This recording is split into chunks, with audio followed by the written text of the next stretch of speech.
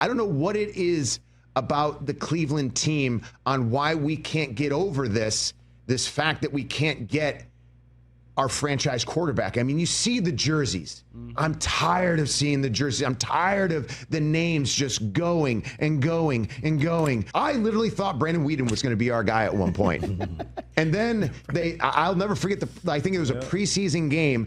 A flag goes over his head and he's trying to get out of the flag. You knew it was while over. they're doing the national anthem. And I'm like, oh my God, then. this is my starting quarterback? Yeah. Deshaun Kaiser.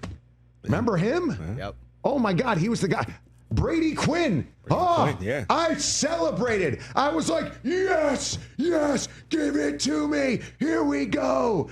I mean, Derek Anderson. I can go on and on Spurgeon and win. on about how many quarterbacks we've been through. Baker Mayfield. Oh, do you know how much of a dagger in my heart that was? Had to go to Carolina. I think he was playing defensive reps and then literally got humbled, goes to the Bucs, and now he's just, I mean, now we're looking at Bucs as a top 10 team. Yeah. I've hung out with him at the American Century Championship. That's a guy I want in my locker room. And I got to play with Baker Mayfield at American Century Championship, got to do 18 holes with him. And literally, he started playing music, and I was like, what is this? And he's like, dude, it's Big Booty Mix 15.